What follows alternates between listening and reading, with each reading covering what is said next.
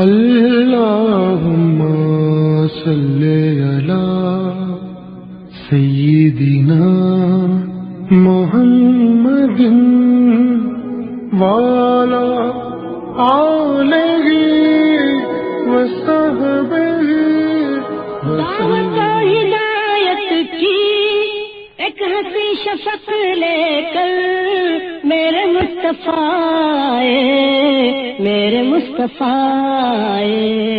کفر کے اندھیروں میں نور کا طبق لے کر میرے مصطفیٰ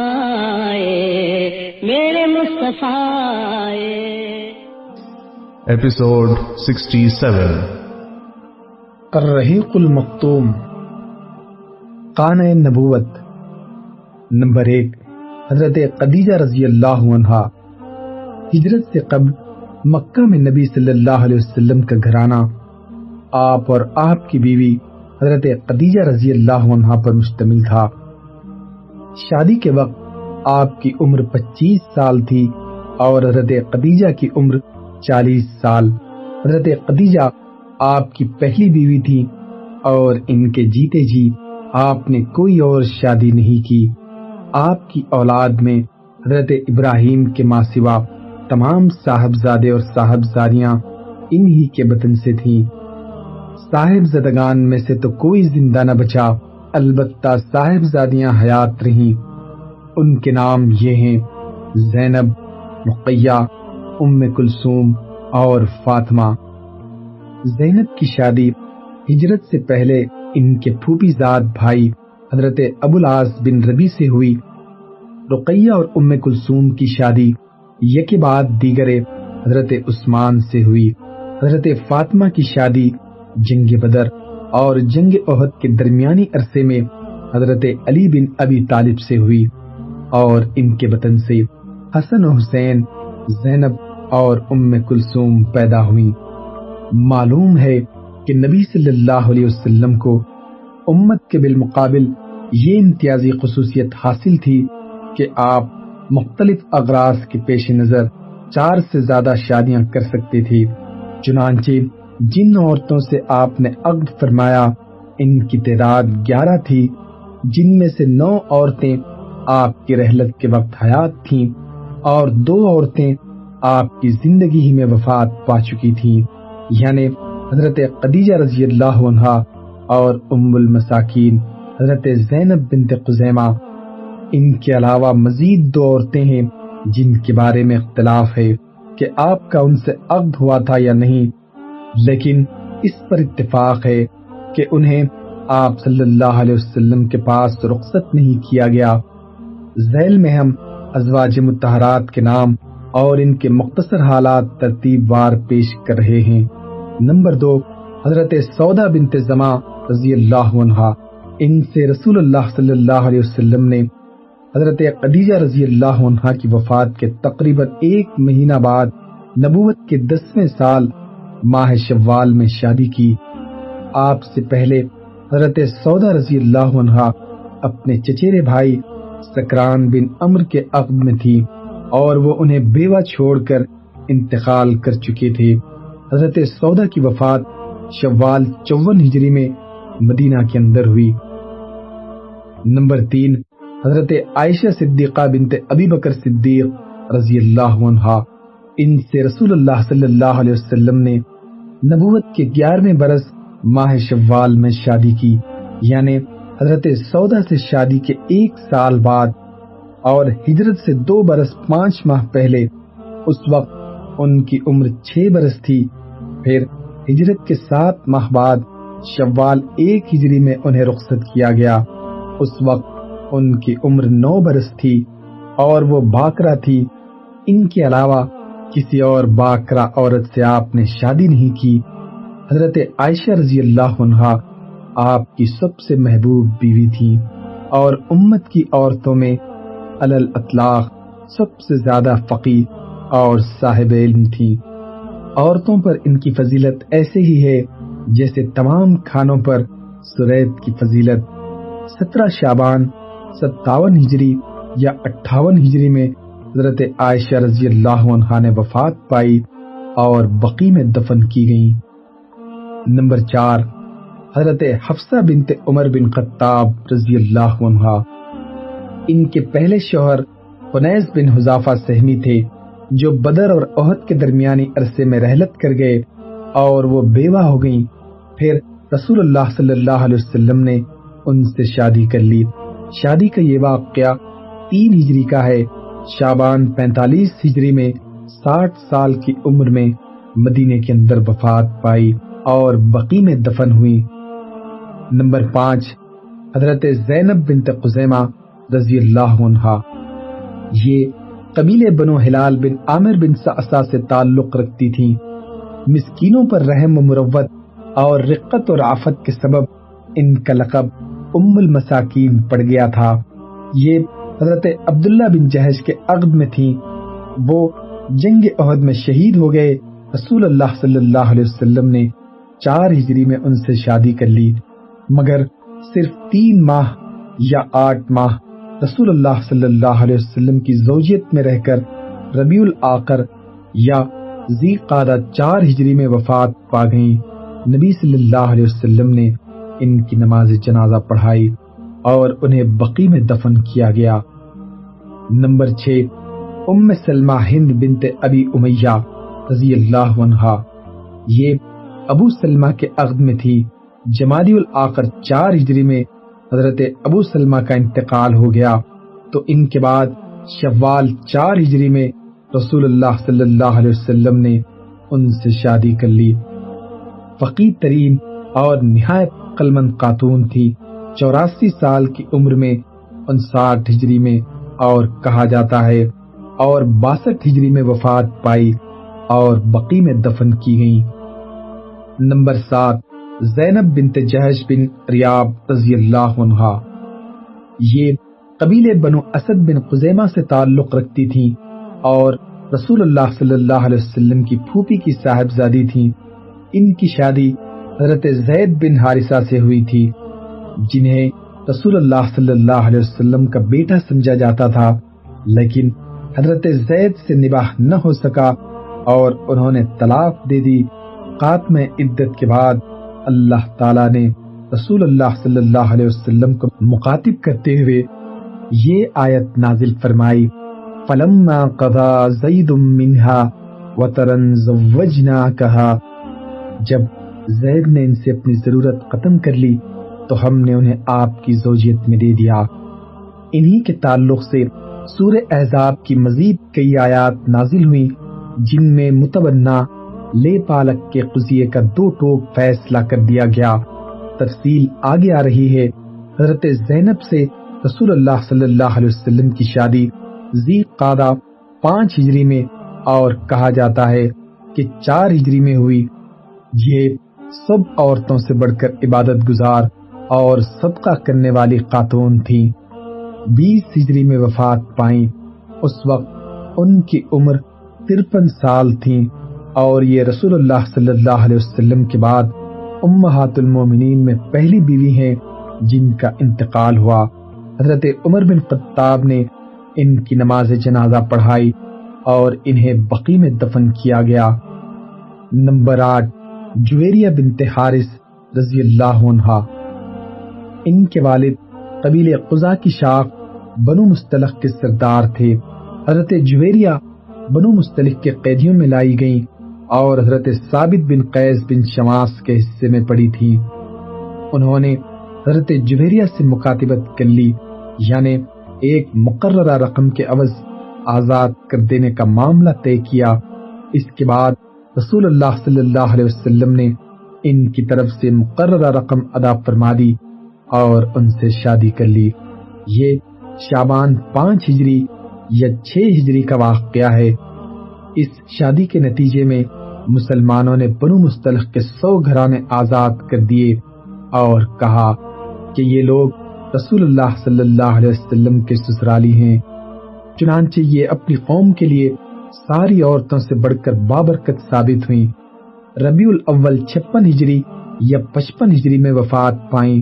عمر 65 برس تھی۔ نمبر 9، ام حبیبہ رملہ بنت ابی سفیان رضی اللہ عنہا۔ یہ عبید اللہ بن جہش کے عقد میں تھی اور اس کے ساتھ ہجرت کر کے حبشہ بھی گئی تھی، لیکن عبید اللہ نے وہاں جانے کے بعد مرتد ہو کر عیسائی مذہب قبول کر لیا اور پھر وہیں انتقال کر گیا، مگر ام حبیبہ رضی اللہ عنہا اپنے دین اور اپنی ہجرت پر قائم رہیں۔ جب رسول اللہ صلی اللہ علیہ وسلم نے محرم 7 ہجری میں عمر بن امیہ زمری کو اپنا خط دے کر نجاشی کے پاس بھیجا تو نجاشی کو یہ پیغام بھی دیا کہ ام حبیبہ سے آپ کا نکاح کر دے۔ اس نے ام حبیبہ کی منظوری کے بعد ان سے آپ کا نکاح کر دیا اور شرحبیل بن حسنہ کے ساتھ انہیں آپ کی خدمت میں بھیج دیا۔ نبی صلی اللہ علیہ وسلم نے خیبر سے واپسی کے بعد ان کی رخصتی کرائی۔ 43 ہجری یا 44 ہجری یا 50 ہجری میں وفات پائی۔ نمبر 10، حضرت صفیہ بنت حی بن اخطب رضی اللہ عنہا۔ یہ بنی اسرائیل سے تھیں اور خیبر میں قید کی گئیں، لیکن رسول اللہ صلی اللہ علیہ وسلم نے انہیں اپنے لیے منتخب فرما لیا اور آزاد کر کے شادی کر لی۔ یہ فتح خیبر 7 ہجری کے بعد کا واقعہ ہے۔ اس کے بعد خیبر سے 12 میل کی دوری پر مدینے کے راستے میں صد صحابہ کے پاس انہیں رخصت کرایا 50 ہجری میں، اور کہا جاتا ہے کہ 52 ہجری میں، اور کہا جاتا ہے کہ 36 ہجری میں وفات پائیں اور بقی میں مدفون ہوئی۔ نمبر 11، حضرت میمونہ بنت حارث رضی اللہ عنہا۔ یہ ام الفضل لبابہ بنت حارث کی بہن تھیں۔ ان سے رسول اللہ صلی اللہ علیہ وسلم نے ذی قعدہ 7 ہجری میں عمرہ قضاء سے فارغ ہونے اور صحیح القول کے مطابق احرام سے حلال ہونے کے بعد شادی کی، اور مکہ سے 9 میل دور مقام صرف میں انہیں رخصت کرایا 61 ہجری میں، اور کہا جاتا ہے کہ 63 ہجری میں وہیں ان کی وفات بھی ہوئی اور وہیں دفن بھی کی گئیں۔ ان کی قبر کی جگہ آج بھی وہاں معروف ہے۔ یہ 11 بیویاں ہوئیں جو رسول اللہ کے عقد نکاح میں آئیں اور آپ کی صحبت اور رفاقت میں رہیں۔ ان میں سے 2 بیویاں یعنی حضرت خدیجہ اور حضرت زینب ام المساکین کی وفات آپ کی زندگی میں ہوئی، اور 9 بیویاں آپ کی وفات کے بعد حیات رہیں۔ ان کے علاوہ 2 اور خواتین جو آپ کے پاس رخصت نہیں کی گئیں، ان میں سے ایک قبیلے بنو کلاب سے تعلق رکھتی تھی اور ایک قبیلے کندہ سے۔ یہی قبیلے کندہ والی خاتون جونیا کی نسبت سے معروف ہے۔ ان کا آپ سے عقد ہوا تھا یا نہیں، اور ان کا نام و نسب کیا تھا، اس بارے میں اہل سیر کے درمیان بڑے اختلافات ہیں جن کی تفصیل کی ہم کوئی ضرورت محسوس نہیں کرتے۔ جہاں تک لونڈیوں کا معاملہ ہے تو مشہور یہ ہے کہ آپ نے 2 لونڈیوں کو اپنے پاس رکھا، ایک ماریہ قبطیہ جنہیں مقوقس پر مروائے مصر نے بطور ہدیہ بھیجا تھا۔ ان کے بطن سے آپ کے صاحبزادے ابراہیم پیدا ہوئے جو بچپن ہی میں 28 یا 29 شوال 10 ہجری مطابق 27 جنوری 632 عیسوی کو مدینہ کے اندر انتقال کر گئے۔ دوسری لونڈی ریحانہ بنت زید تھی جو یہود کے قبیلے بنی نذیر یا بنی قریظہ سے تعلق رکھتی تھی۔ یہ بنو قریظہ کے قیدیوں میں تھی۔ رسول اللہ صلی اللہ علیہ وسلم نے انہیں اپنے لیے منتخب فرمایا تھا اور وہ آپ کے زیر دست تھی۔ ان کے بارے میں بعض محققین کا خیال ہے کہ انہیں نبی صلی اللہ علیہ وسلم نے بحیثیت لونڈی نہیں رکھا تھا بلکہ آزاد کر کے شادی کر لی تھی، لیکن ابن قیم کی نظر میں پہلا قول راجح ہے۔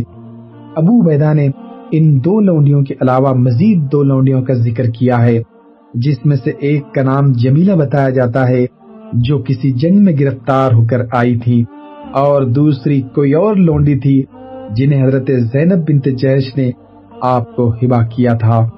یہاں رسول اللہ صلی اللہ علیہ وسلم کی حیات مبارکہ کے ایک پہلو پر ذرا غور کرنے کی ضرورت ہے۔ آپ نے اپنی جوانی کے نہایت پرقوت اور عمدہ ایام یعنی تقریباً 30 برس صرف ایک بیوی پر اکتفا کرتے ہوئے گزار دیے، اور وہ بھی ایسی بیوی پر جو تقریباً بڑھیا تھی، یعنی پہلے حضرت خدیجہ اور پھر حضرت سودا، تو کیا یہ تصور کسی بھی درجے میں معقول ہو سکتا ہے کہ اس طرح اتنا عرصہ گزار دینے کے بعد جب آپ بڑھاپے کی دہلیز پر پہنچ گئے تو آپ کے اندر یکایک جنسی قوت اس قدر بڑھ گئی کہ آپ کو پے در پہ 9 شادیاں کرنی پڑی؟ جی نہیں، آپ کی زندگی کے ان دونوں حصوں پر نظر ڈالنے کے بعد کوئی بھی ہوش مند آدمی اس تصور کو معقول تسلیم نہیں کر سکتا۔ حقیقت یہ ہے کہ آپ نے اپنی بہت ساری شادیاں کچھ دوسرے ہی اغراض و مقاصد کے تحت کی تھی، جو عام شادیوں کے مقررہ مقصد سے بہت ہی زیادہ عظیم القدر اور جلیل المرتبہ تھے۔ اس کی توضیح یہ ہے کہ آپ صلی اللہ علیہ وسلم نے حضرت عائشہ اور حضرت حفصہ رضی اللہ عنہا سے شادی کر کے حضرت ابو بکر و عمر کے ساتھ رشتے مساہرت قائم کیا۔ اسی طرح حضرت عثمان سے پے در پہ 2 صاحبزادیوں حضرت رقیہ پھر حضرت ام کلثوم کی شادی کر کے اور حضرت علی سے اپنے لخت جگر حضرت فاطمہ کی شادی کر کے جو رشتہ ہے مساہرت قائم کیے، ان کا مقصود یہ تھا کہ آپ ان چاروں بزرگوں سے اپنے تعلقات نہایت پختہ کر لیں، کیونکہ یہ چاروں بزرگ پیچیدہ ترین مراحل میں اسلام کے لیے فداکاری اور جاں سپاری کا جو امتیازی بست رکھتے تھے وہ معروف ہے۔ عرب کا دستور تھا کہ وہ رشتے مساہرت کا بڑا احترام کرتے تھے۔ ان کے نزدیک دامادی کا رشتہ مختلف قبائل کے درمیان قربت کا ایک اہم باب تھا، اور داماد سے جنگ لڑنا اور محاذ آرائی کرنا بڑے شرم اور آر کی بات تھی۔ اس دستور کو سامنے رکھ کر رسول اللہ صلی اللہ علیہ وسلم نے چند شادیاں اس مقصد سے کی کہ مختلف افراد و قبائل کی اسلام دشمنی کا زور توڑ دیں اور ان کے بغض و نفرت کی چنگاری بجھا دیں۔ چنانچہ حضرت ام سلمہ قبیلے بنی مخزوم سے تعلق رکھتی تھی، جو ابو جہل اور خالد بن ولید کا قبیلہ تھا۔ جب نبی صلی اللہ علیہ وسلم نے ان سے شادی کر لی تو خالد بن ولید میں وہ سختی نہ رہی جس کا مظاہرہ وہ عہد میں کر چکے تھے، بلکہ تھوڑے ہی عرصے بعد انہوں نے اپنی مرضی، خوشی اور خواہش سے اسلام قبول کر لیا۔ اسی طرح جب ابو سفیان کی صاحبزادی حضرت ام حبیبہ سے شادی کر لی تو پھر ابو سفیان آپ کے مد مقابل نہ آیا، اور جب حضرت جویریہ اور حضرت صفیہ آپ کی زوجیت میں آ گئیں تو قبیلے بنی مستلق اور قبیلے بنی نذیر نے محاذ آرائی چھوڑ دی۔ حضور کے عقد میں ان دونوں بیویوں کے آنے کے بعد تاریخ میں ان کے قبیلوں کی کسی شورش اور جنگی تگدو کا سراغ نہیں ملتا، بلکہ حضرت جویریہ تو اپنی قوم کے لیے ساری عورتوں سے زیادہ بابرکت ثابت ہوئیں، کیونکہ جب رسول اللہ صلی اللہ علیہ وسلم نے ان سے شادی کر لی تو صحابہ کرام نے ان کے لیے 100 گھرانوں کو جو قید میں تھے آزاد کر دیا اور کہا کہ یہ لوگ رسول اللہ کے سسرالی ہیں، ان کے دلوں پر اس احسان کا جو زبردست اثر ہوا ہوگا وہ ظاہر ہے۔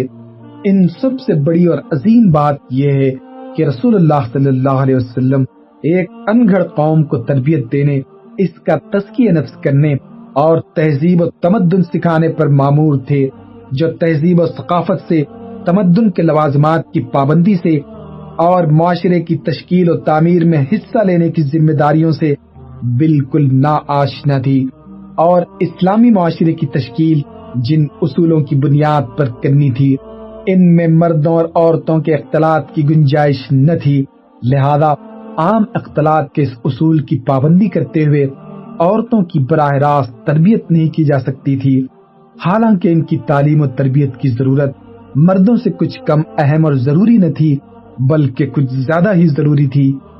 اس لیے نبی صلی اللہ علیہ وسلم کے پاس صرف یہی ایک سبیل رہ گئی تھی کہ آپ مختلف عمر اور لیاقت کی اتنی عورتوں کو منتخب فرما لیں جو اس مقصد کے لیے کافی ہو، پھر آپ انہیں تعلیم و تربیت دے دیں، ان کا تزکیہ نفس فرما دیں، انہیں احکام و شریعت سکھلا دیں اور اسلامی تہذیب و ثقافت سے اس طرح آراستہ کر دیں کہ وہ دیہاتی اور شہری، بوڑھی اور جوان، ہر طرح کی عورتوں کی تربیت کر سکیں اور انہیں مسائل شریعت سکھا سکیں اور اس طرح عورتوں میں تبلیغ کی مہم کے لیے کافی ہو سکیں۔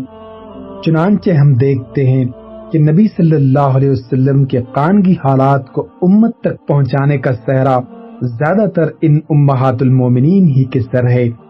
ان میں بھی بالخصوص وہ امہات المومنین جنہوں نے طویل عمر پائی، مثال کے طور پر حضرت عائشہ رضی اللہ عنہا کہ انہوں نے نبی صلی اللہ علیہ وسلم کا ایک نکاح ایک ایسی جاہلی رسم توڑنے کے لیے بھی عمل میں آیا جو عرب معاشرے میں پشتہ پشت سے چلی آ رہی تھی اور بڑی پختہ ہو چکی تھی۔ یہ رسم تھی کسی کو متبنہ بنانے کی۔ متبنہ کو جاہلی دور میں وہی حقوق اور حرمتیں حاصل تھیں جو حقیقی بیٹے کو ہوا کرتی ہیں۔ پھر یہ دستور اصول عرب معاشرے میں اس قدر جڑ پکڑ چکا تھا کہ اس کا مٹانا آسان نہ تھا، لیکن یہ اصول ان بنیادوں اور اصولوں سے نہایت سختی کے ساتھ ٹکراتا تھا جنہیں اسلام نے نکاح، طلاق، میراث اور دوسرے معاملات میں مقرر فرمایا۔ اس کے علاوہ جاہلیت کا یہ اصول اپنے دامن میں بہت سے ایسے مفاسد اور فواحش بھی لیے ہوئے تھا جن سے معاشرے کو پاک کرنا اسلام کے اولین مقاصد میں سے تھا۔ لہذا اس جاہلی اصول کو توڑنے کے لیے اللہ تعالیٰ نے رسول اللہ صلی اللہ علیہ وسلم کی شادی حضرت زینب بنت جہش سے فرما دی۔ حضرت زینب پہلے حضرت زید کے عقد میں تھی جو رسول اللہ کے متبنہ منہ بولے بیٹے تھے اور زید بن محمد کہے جاتے تھے، مگر دونوں میں نباہ مشکل ہو گیا اور حضرت زید نے طلاق دینے کا ارادہ کر لیا اور رسول اللہ سے اس بارے میں گفتگو بھی کی۔ یہ وہ وقت تھا جب تمام کفار رسول اللہ کے خلاف محاذ آرا تھے۔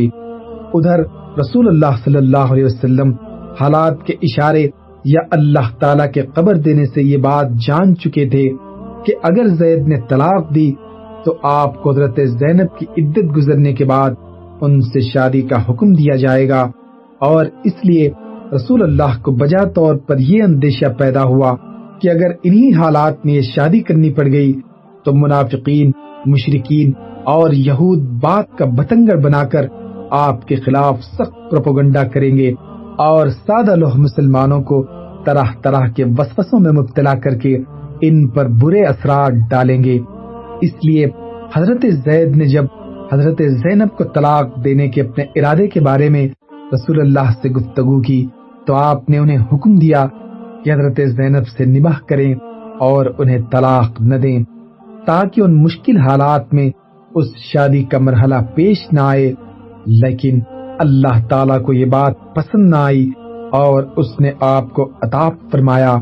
ارشاد ہوا، اور جب آپ اس شخص سے کہہ رہے تھے جس پر اللہ نے انعام کیا ہے، اور آپ نے انعام کیا ہے کہ تم اپنے اوپر اپنی بیوی کو روک رکھو اور اللہ سے ڈرو، اور آپ اپنے نفس میں وہ بات چھپائے ہوئے تھے جسے اللہ ظاہر کرنے والا تھا، اور آپ لوگوں سے ڈر رہے تھے، حالانکہ اللہ زیادہ مستحق تھا کہ آپ اس سے ڈرتے۔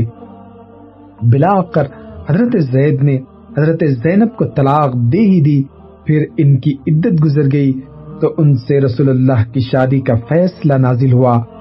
اللہ نے آپ پر یہ نکاح لازم کر دیا تھا اور کوئی اختیار اور گنجائش نہیں چھوڑی تھی۔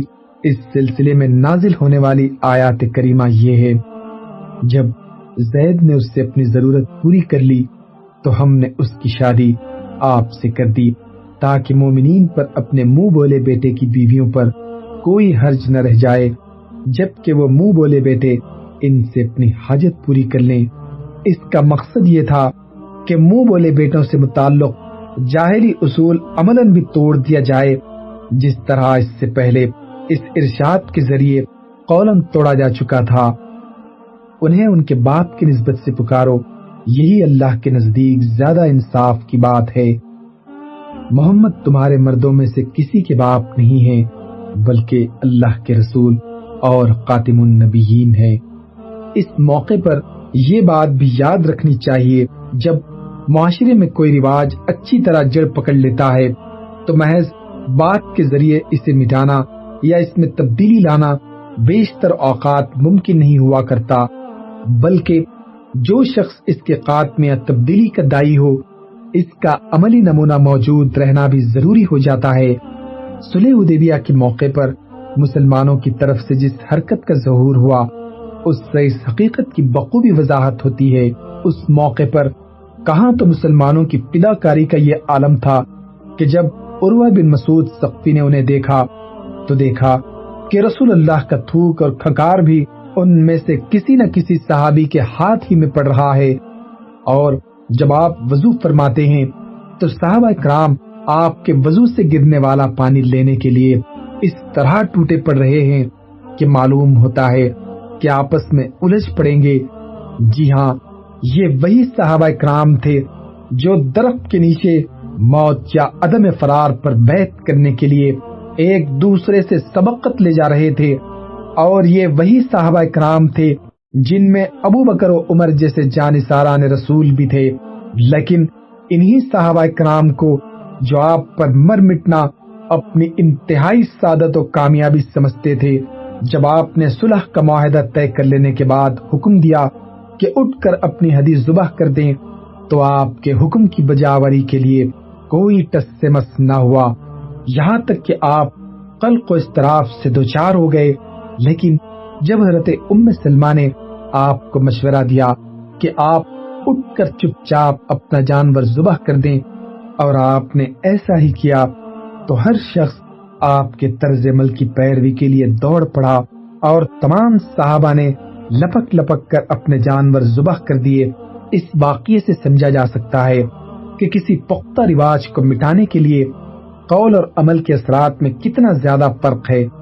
اس لیے متبنہ کا جاہلی اصول عملی طور پر توڑنے کے لیے آپ کا نکاح آپ کے منہ بولے بیٹے حضرت زید کی مطلقہ سے کرایا گیا۔ اس نکاح کا عمل میں آنا تھا کہ منافقین نے آپ کے خلاف نہایت وسیع پیمانے پر جھوٹے پروپیگنڈے شروع کر دیے اور طرح طرح کے وسوسے اور افواہیں پھیلائیں، جس کے کچھ نہ کچھ اثرات سادہ لوح مسلمانوں پر بھی پڑے۔ اس پروپیگنڈے کو تقویت پہنچانے کے لیے ایک شرعی پہلو بھی منافقین کے ہاتھ آ گیا کہ حضرت زینب آپ کی 5ویں بیوی تھی، جبکہ مسلمان بیک وقت 4 بیویوں سے زیادہ کی حلت جانتے ہی نہ تھے۔ ان سب کے علاوہ پروپیگنڈے کی اصل جان یہ تھی کہ حضرت زید رسول اللہ کے بیٹے سمجھے جاتے تھے، اور بیٹے کی بیوی سے شادی کرنا نہایت گندی فحش کاری تھی۔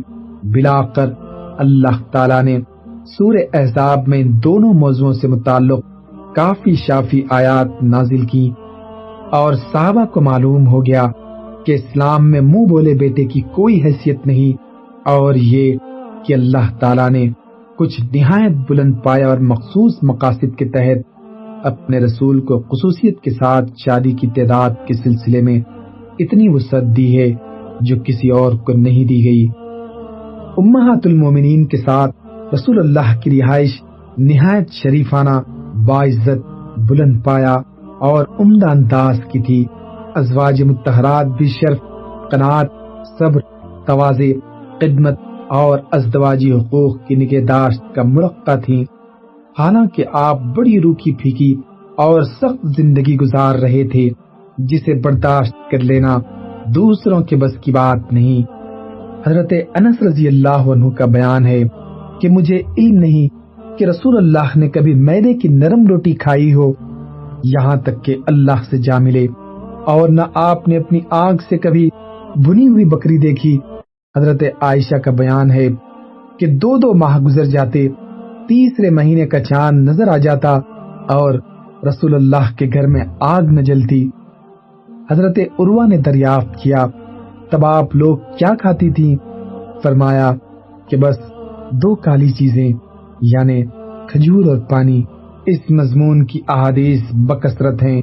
اس تنگی و ترشی کے باوجود ازواج مطہرات سے کوئی لائق عتاب حرکت صادر نہ ہوئی۔ صرف ایک دفعہ ایسا ہوا، اور وہ بھی اس لیے کہ ایک تو انسانی فطرت کا تقاضا ہی کچھ ایسا ہے، دوسرے اسی بنیاد پر کچھ احکامات مشروع کرنے تھے۔ چنانچہ اللہ تعالیٰ نے اسی موقع پر یہ آیت نازل فرمائی جو یہ تھی: اے نبی اپنی بیویوں سے کہہ دو کہ اگر تم دنیا کی زندگی اور زینت چاہتی ہو تو آؤ میں تمہیں ساز و سامان دے کر بھلائی کے ساتھ رخصت کر دوں، اور اگر تم اللہ اور اس کے رسول اور دار آخرت کو چاہتی ہو تو بے شک اللہ نے تم میں سے نیکوکاروں کے لیے زبردست اجر تیار کر رکھا ہے۔ اب ان ازواج مطہرات کے شرف اور عظمت کا اندازہ کیجئے کہ ان سب نے اللہ اور اس کے رسول کو ترجیح دی اور ان میں سے کوئی ایک بھی دنیا کی طرف مائل نہ ہوئی۔ اسی طرح سوکروں کے درمیان جو واقعات جو روز مرہ کا معمول ہوا کرتے ہیں، ازواج مطہرات کے درمیان کثرت تعداد کے باوجود اس طرح کے واقعات شاذ و نادر ہی پیش آئے، اور وہ بھی بتقاض بشریت، اور اس پر بھی جب اللہ تعالیٰ نے عطاب فرمایا تو دوبارہ اس طرح کی کسی حرکت کا ظہور نہیں ہوا۔ سورہ تحریم کی ابتدائی 5 آیات میں اسی کا ذکر ہے۔ اخیر میں یہ عرض کر دینا بھی بے جانا ہوگا کہ ہم اس موقع پر تعداد ازدواج کے موضوع پر بحث کی ضرورت نہیں سمجھتے، کیونکہ جو لوگ اس موضوع پر سب سے زیادہ لے دے کرتے ہیں یعنی باشندگان یورپ، وہ خود جس طرح کی زندگی گزار رہے ہیں، جس تلخی و بدبختی کا جام نوش کر رہے ہیں، جس طرح کی رسوائیوں اور جرائم میں لطف ہیں، اور تعداد ازدواج کے اصول سے منحرف ہو کر جس قسم کے رنج و الم اور مصائب کا سامنا کر رہے ہیں، وہ ہر طرح کی بحث و جدل سے مستغنی کر دینے کے لیے کافی ہے۔ اہل یورپ کی بدبختانہ زندگی تعداد ازواج کے اصول کے مبنی برحق ہونے کی سب سے سچی گواہ ہے، اور اصحاب نظر کے لیے اس میں بڑی عبرت ہے۔ اللہم صلی علی محمد وعلی آلہ وصحبہ وسلم۔